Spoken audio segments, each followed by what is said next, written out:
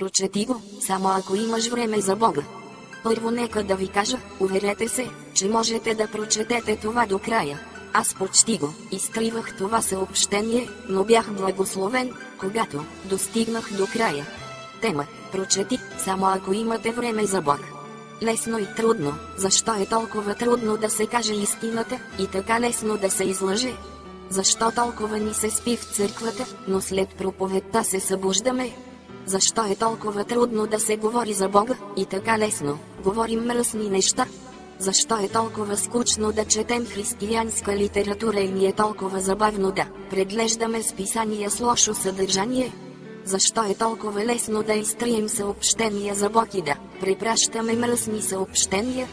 Защо църквите и храмовете са станали по-малки, а барове и клубове нарастват по размер? Предаваш ли се? Мисли, ще го изтриеш ли или ще го препратиш? Само не забравяй, че Бог те наблюдава. Молитвено колело, нека видим дали дяволът може да спре това. Значението на молитвеното колело е, когато получите това съобщение, да се молите за човека, който ви го е изпратил. Това е всичко, което трябва да направиш. Няма прикачени файлове и тъна, това е много мощно. Ще те помоля, не спирай това колело. От всички възможни подаръци молитвата е най-добрата. Тя не струва нищо и носи прекрасни награди. Нека Бог да ви благослови и да ви пази.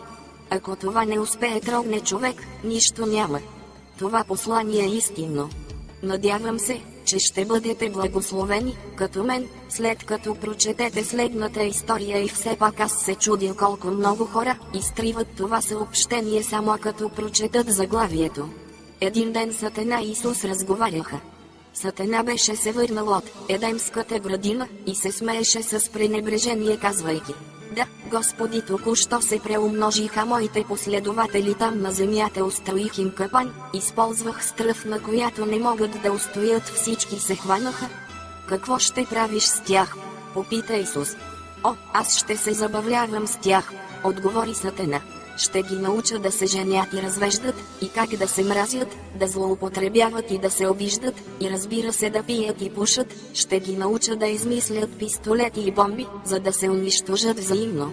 Наистина ще се забавлявам. Какво ще направиш с тях, когато ти омръзнат? Попита го Исус.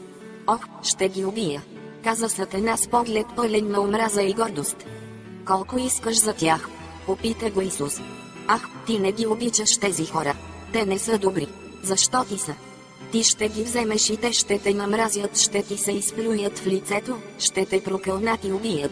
Ти не би искал такива хора? Колко? Попита Исус отново. Сатана погледна Исус и подигравателно отговори: всичката ти кръв, сълзите ти и живота ти. Исус каза: готово. И така той плати исканата цена. Бележка. Не е ли смешно колко лесно е да се презира Бога и после да се питаме, защо светът отива към ада? Не е ли странно как някой може да каже: аз вярвам в Бог и да продължава да следват Сатана? Не е ли странно да изпращаме хиляди съобщения с вицове чрез електронна поща, които се разпространяват мълниеносно, но когато започнем да изпращаме съобщения, които се отнасят за Бога, хората си мислят два пъти, преди да го споделят? Не е ли странно, че когато дойде време да препратиш това съобщение, няма да имаш смелостта да го изпратиш на всички абонати от твоя списък, защото не си сигурен в това, което ще помислят хората за теб? Не е ли смешно, че хората се тревожат повече за това, което другите мислят за тях, отколкото какво Бог мисли за тях?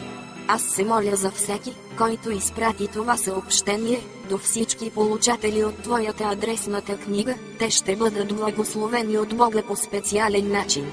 Нека Господ да ви благослови в изобилие.